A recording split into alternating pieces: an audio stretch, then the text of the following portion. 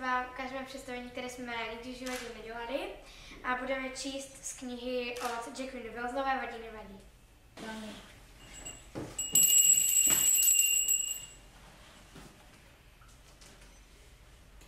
Byla jedna malá holčička, která se jmenovala Tracy Beakerová.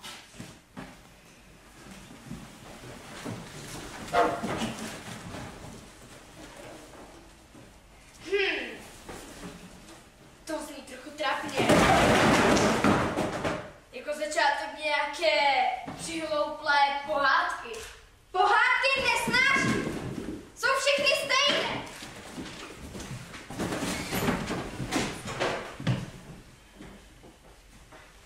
Když je člověk hrozně hodný a hrozně krásný a má dlouhé zlaté vlasy, tak stačí, aby se chvíli hrabal v popelu, nebo si na pár let schrupnul v zarostlém paláci.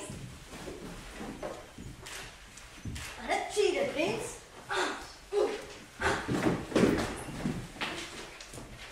a jestli člověk neumře, tak tam šťastně žije dodnes.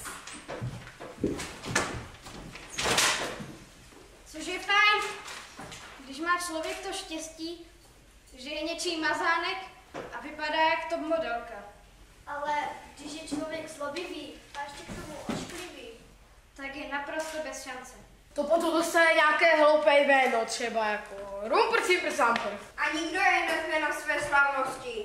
A nikdo pro něho nemá kouska vděku. I když mu člověk prokáže, kdo ví jakou laskavost. To člověka samozřejmě trochu namíchne. To potom začne dupat steky a propadne se do země, anebo začne křičet jako šílenec. A nejho zavře do věže a zahodí klíč.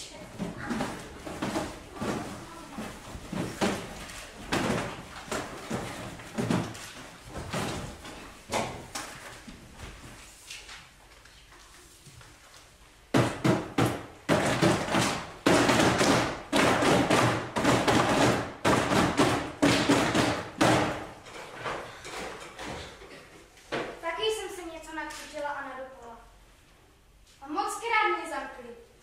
Jednou jsem byla zamčená celý den a celou noc. To bylo v prvním děcáku, když jsem se nechtěla uklidnit, protože jsem hrozně chtěla spát. Byla jsem tenkrát ještě malá, ale stejně mě zavřeli. A to si nevymýšlím, i když si sem tam čas od času malinko baušu. Teta Peggy tomu říkala, že si zase vymýšlím pohádky.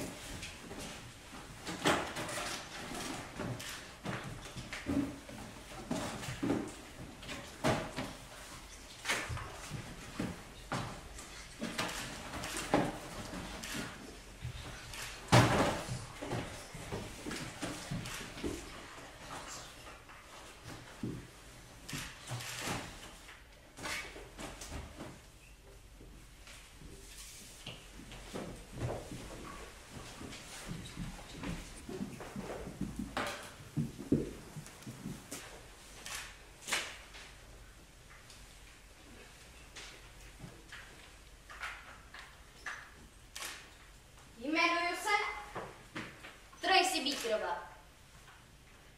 To jméno si zapamatujte. Jednou totiž budu slavná. Žiju v dětském domově. Všichni mu ale říkají skládka. Nebo smejtrák. Jsme tu vyhozeni. Protože nás nikdo nechce.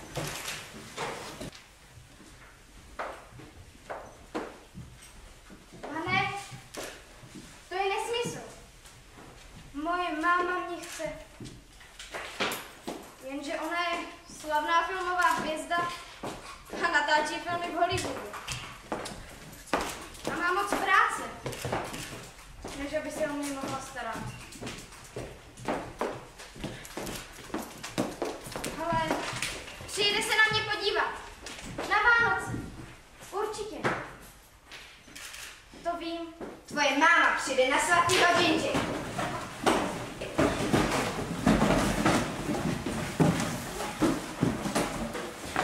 A to nebude nikdy. Protože nechce mít nic společného s hnusnou, špinavou a blbou holkou, která se pořád vytahuje a každou chce Víc toho říct nestihla, protože jsem na ní skočila, chytila ji za vlasy a vší silou škubla. Jako kdybych byla nějaký zahradník a její vlasy nějaký zvlášť uporný plevel. Skončila jsem v tichém pokoji.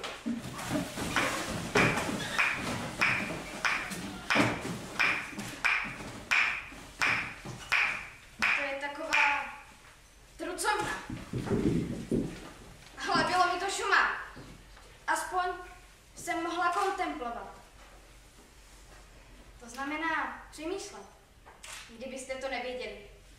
Mám dost bohatou slovní zásobu. Jsem totiž pevně rozhodnuta, že se stanu spisovatelkou. Úspěšnou. Elegantní. Známou. A taky bohatou spisovatelkou. A ne takovým živořícím pisálkem, jako je Mandy.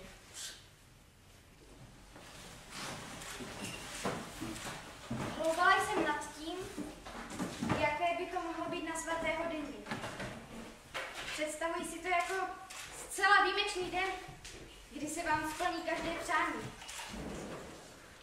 Můžete se například celý den valet v posteli a koukat na televizi, kdy vás napadne. Dát si k obědu nějakou minutku a nemusíte chodit do školy. Jo! Něco jako nedělat. Když jsem o tom ale dál přemítala, uvědomila jsem si, že neděle není zas tak hezký den. Protože spoustu dětí z naší skládky si berou rodiče.